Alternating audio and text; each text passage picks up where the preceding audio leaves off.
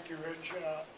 Seeing as we're doing commercials and this is being televised, commercial fits right in with the program. And I'd like to make a commercial for the college itself. I took a course last semester at age 75 with Professor Crawford and with 12 or 15 youngsters, some of whom I see seated. There's Jim, here now. And what I learned about writing was very important and very helpful, in part because Professor Crawford is an extraordinary educator and a very engaging personality. But I also learned something more important. Young people today are as good or better than when I was growing up. I'm tired of hearing older people complain about the younger generation. They don't know what they're talking about. And if I am elected, I wish they would be here today. And in fact, I have a very good friend, Phil Magaman, who is here today, who is going to help me when we go back to our group to tell the story of intelligent and interested and engaged young people. And now for our play. Good afternoon and welcome to Cape College Drama Club. Today's feature presentation is the world premiere of Ruby Red Lips, a humorous, award-winning, one-act play written by yours truly, Joel Olander.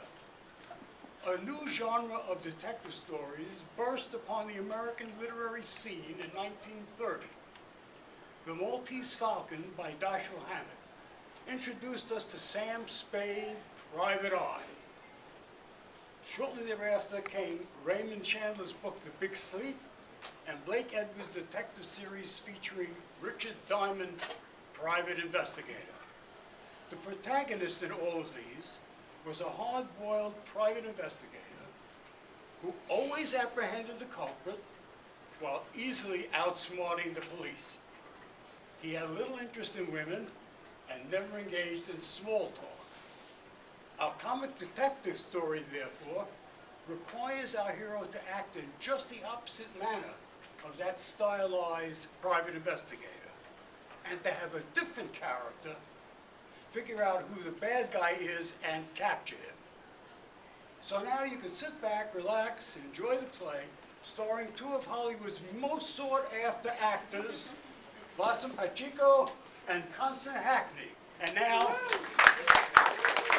Ruby Red Lips, cast of characters, Tim Clubb, private investigator, I'm a star, guest at a cocktail party, Mr. D, wealthy businessman, Mr. and Mrs. Gates, very rich III, hosts of the cocktail party, 5 women and 5 men at the party, 2 waiters, Jack, a bartender, Cindy, a maid, and a mysterious voice off stage.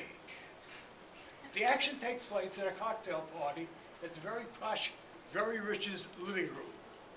There are 2 large sofas, 3 comfortable armchairs, a bar, stage right rear, and a table with food, stage center rear.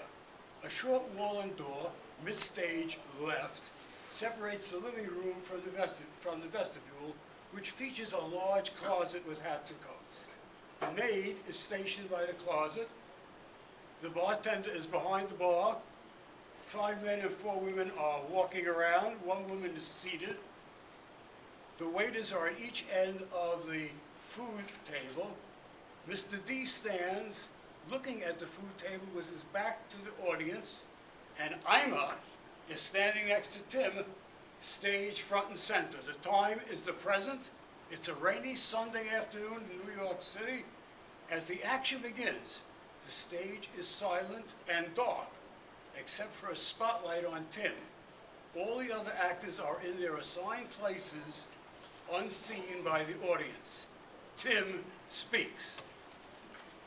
Her thick, painted, ruby red lips were mere inches from my right ear as she spoke in a raspy stage whisper. Stage lights up. Ima is standing close to Tim, front and center. I do not drink alcohol, coffee, or tea. I do not smoke, ingest illegal substances, or use inappropriate language. But I do enjoy exciting activities designed for two. Interested? Spotlight on Tim. The cocktail party was in a crowded, hot, noisy living room. The smoke from cigars and other types of smoking matter made my eyes burn. To say it was hard to breathe, to see, and to hear would be like saying the Civil War was just a little family squabble. Stage lights up. Really, that's, very interesting. He moves away from Ima, but she follows him, now standing even closer. Hi, I'm Norman. Hi, it's nice to meet you, Norman. Strange name for a woman, I'm thinking. I'm Tim. Not Norman, you idiot. I'm a Mormon. You know, Mormon as in Joseph Smith, Brigham Young, the Great Salt Lake, and the Church of Jesus Christ of Latter-day Saints. That kind of Mormon. My name is Ima. I'm a star. With double R's, you understand. Oh, Spotlight on Tim. which is all I could think of saying under the circumstances. I would have been delighted to have said goodbye and left the party, but I had a job to do that required me being where I was at the moment. My name is Tim Clubb. That's with 2 B's. I'll tell you about the bee business because sometimes people ask me, 2 B's or not 2 B's? That's their question. Anyway, I'm a private investigator in a small, mostly unsuccessful firm, along with Sam Spade, Richard Diamond, and Havahart, the last named being the only female partner. We call our agency whatever suits you. Mostly we're hired to catch the missus cheating or the accountant skimming off the top. But occasionally some celebrity or rich big shot hires us for protection when he or she's in a hot spot. That was what was keeping me at the party that night. Stage light up, Mr. D turns and walks over to Tim. Get me a drink. A good single malt 30-year-old scotch. No ice. Better make that a double. Spotlight on Tim. I know all of you smart folks out there guessed it. That was Mr. Big Shot, Stanislaw Dinkspieler. Always so pleasant and gracious. I guess having $1 zillion means never having to say please. Everyone calls him Mr. D. Dinkspieler made his fortune as a hedge fund marvel. Some guy who took a big loss on D's advice has threatened to kill him for ruining his life. We're pretty sure the guy's just blowing off steam, but Dinkspieler is paying whatever suits you big bucks to keep him safe. Stage light up, Tim walks over to the bar, speaks to the bartender. Ima walks over to the bar and stands nearby, listening to the exchange while looking at the many colorful bottles of liquor on the shelf behind the bartender. My boss would like a scotch. Neat. A double, please. Ice? Definitely not. Bartender pours a drink from a bottle of Glenmorangie Scotch. Places glass on bar. What's your name? Jack. Thanks, Jack. Tough job, tending bar? No, not too bad. Been doing it for almost 20 years. That's a lot of juice down the old throat. Thanks again. Tim brings the drink to Mr. D, hands it to him, and walks away. Stage lights out, spot on Tim. For a little change of pace, I meander over to the vestibule of the luxurious 12-room apartment. It was an upscale high-rise in the upper 60s. The castle sported a bird's-eye view of Central Park, a gold inlaid private elevator for Mr. Apartment Owner, and round-the-clock concierge service. Stage lights up. Tim walks slowly from the living room, through the open door, into the vestibule. The maid is standing in front of an open closet filled with hats and coats. Hi, I'm Tim. What's your name? Cynthia Jones, but all my friends call me Cindy. Well then, Cindy it will be, because I'd like to be your friend too. Tim takes a $20 bill from his pants pocket and hands it palm down, surreptitiously, to Cindy. Just a small token of our new and growing friendship, right? Spotlight on Tim. I knew that no tip was required or expected, but hey, a pretty girl is like a melody. And I would love to be playing her song sometime in the near future. Besides, the money is coming out of Mr. D's expenses. Tim's cell phone rings. He takes the phone out of his pocket, opens it. Sure, just when I'm starting to have a little fun, my cell phone rings. Now speaking into the phone. Hello, Tim Clubb here. What do I have to do to suit you? Honey, how many times have I asked you not to call me when I'm working? Unless it's an emergency. Not knowing what you're going to wear to Richardson's party next week does not qualify as an emergency. I know you love me and you want to make me proud, and I love you too. Only not right now. I'll see you tomorrow, really early, okay? Goodbye, sweetheart. That was my girlfriend Shirley. She's a real nice kid. but you may have noticed a slight, shall we say, lack of sophistication. Okay, Tim, come on. How dumb is she? Well, if you must know, she's so dumb she thinks manual labor is a Mexican, and that Yom Kippur is a Japanese general.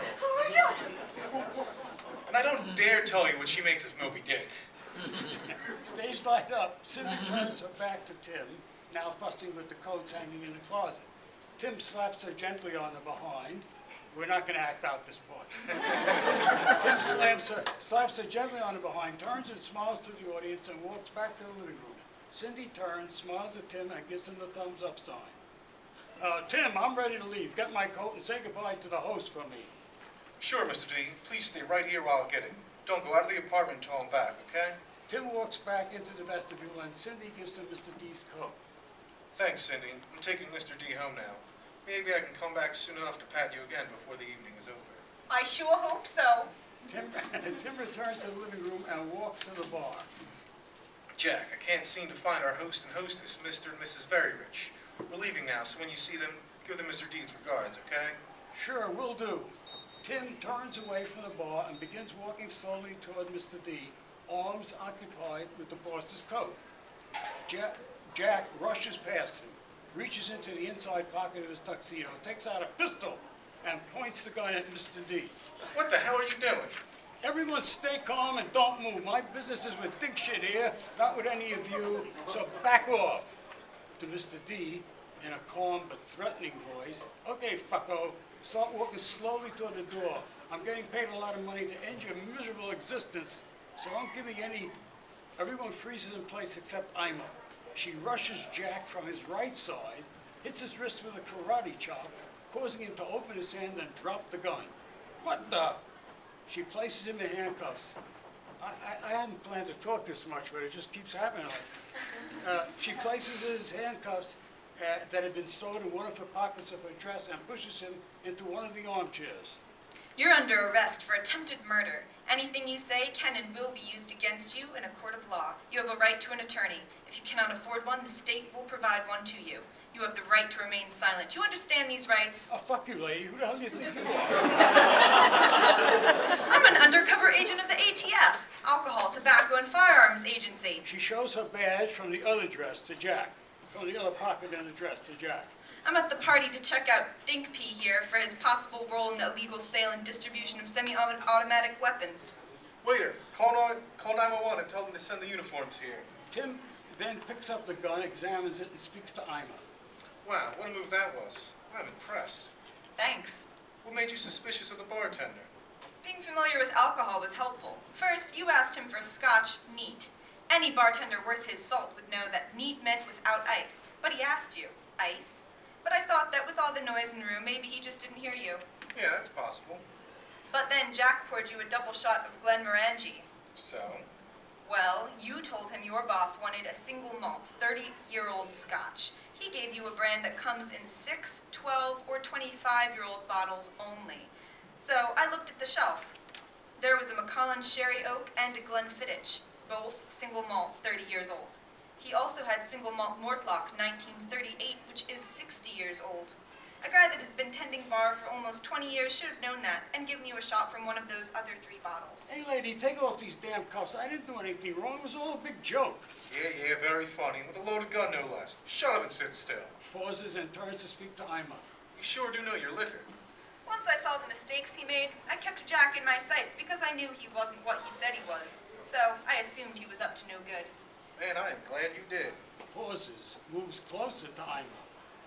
I see now that you're not what you said you were either. You know, Mormon, sex fiend, the liquor, etc.